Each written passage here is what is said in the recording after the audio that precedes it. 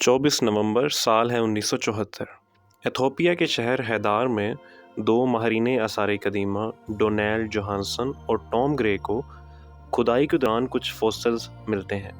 तहकीक के बाद पता चलता है कि ये फॉसिल्स किसी इंसान की टूटी हुई कोहनी के हैं। इसी जगह के गिरदोनवा में मज़ीद खुदाई से बॉडी के दूसरे ऑर्गन्स के बाकियात भी मिलते हैं। इन फॉसिल्स को जब लैब में जोड़ा जाता है तो ये बात सामने आती है कि ये फॉसिल्स या बाकियात मुमकिना तौर पर किसी एक ऐसी खातून के हैं जिसकी उम्र तकरीबन 32 लाख साल तक हो सकती है, यानी 3.2 मिलियन ईयर्स।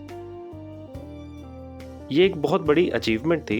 इन चंद बाकियात की मदद से इंसान तारीख में 3 मिलियन साल पीछे देखने के काबिल हो गया था। मॉडर्न ह्यूमंस की इस पूरक खातून को लूसी का नाम दिया गया और इसे इंसानियत की माँ या मदर ऑफ मैनकाइंड भी कहा जाता है।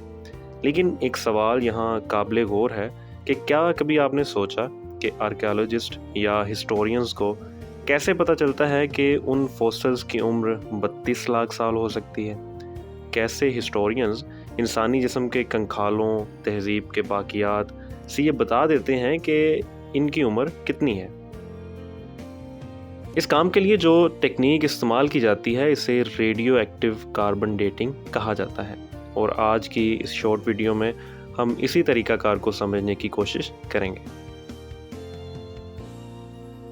साइंसी दुनिया के ऐसे ही फिनोमेनास के पीछे छुपे दिलचस्प मुहरकात, तारीख से जुड़े हक़ाइक़ तोहमात, तहज़ीब के अरूज ज़वाल की कहानियाँ और सबक-आमूज़ किस्से और हकायात और बहुत कुछ।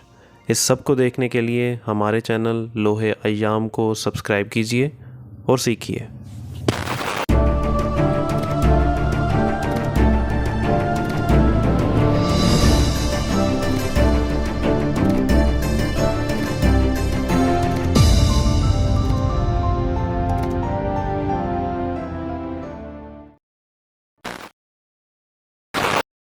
हमारी ज़मीन पर कार्बन के 3 आइसोटोप्स पाए जाते हैं। सादा ज़ुबान में बात की जाए तो हमारे प्लैनेट में कार्बन 3 मुख्तलिफ़ वर्जन्स या 3 मुख्तलिफ़ वेरिएंट्स में पाया जाता है। Carbon 12, carbon 13, carbon 14। रेशो के एतबार से कार्बन 12 सबसे ज़्यादा एबंडेंट वेरिएंट है, क्योंकि कार्बन 99% इसी की शक्ल में पाई जाती है, जबकि कार्बन 13 सिर्फ 1% और कार्बन 14 बहुत ही कम मिकदार में पाई जाती है।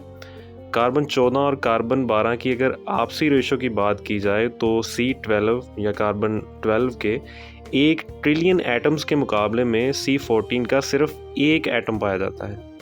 इतनी कम मिकदार में मौजूद होने के बावजूद इसकी जो खासियत इसे दूसरे 2 वेरिएंट से मुनफरिद बनाती है, वो खासियत इसकी रेडियो एक्टिविटी है।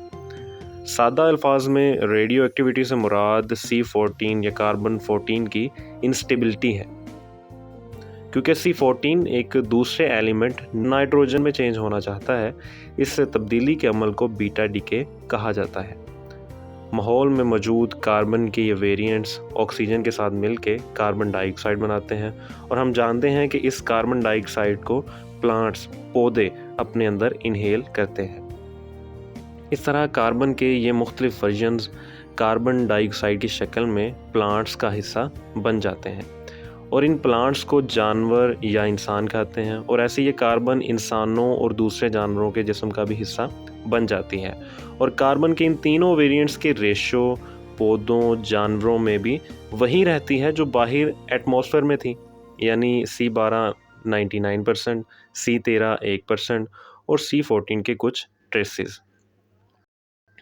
अब जब कोई इंसान या जानवर मर जाता है या कोई पौधा सूख जाता है तो इनके अंदर कार्बन की इनटेक बंद हो जाती है, और कार्बन 14 जो कि इंस्टेबल वर्जन है उसके अंदर बीटा डिके का प्रोसेस शुरू हो जाता है, यानी C14 नाइट्रोजन में तब्दील होना शुरू हो जाता है। डिके का ये अमल काफ़ी स्लो होता है। साइंटिस्ट के मुताबिक 5730 साल में C14 के एटम्स की तादाद उस तादाद से आधी रह जाती है जो जिंदा होते हुए उस जिस्म में मौजूद थी।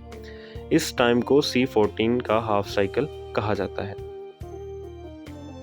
C14 का हाफ साइकिल या हाफ लाइफ 5730 साल है, यानी आलमोस्ट 6000 ईयर्स। अब हर 5730 साल या हर एक हाफ साइकिल के बाद C14 के एटम्स की तादाद आधी रह जाएगी।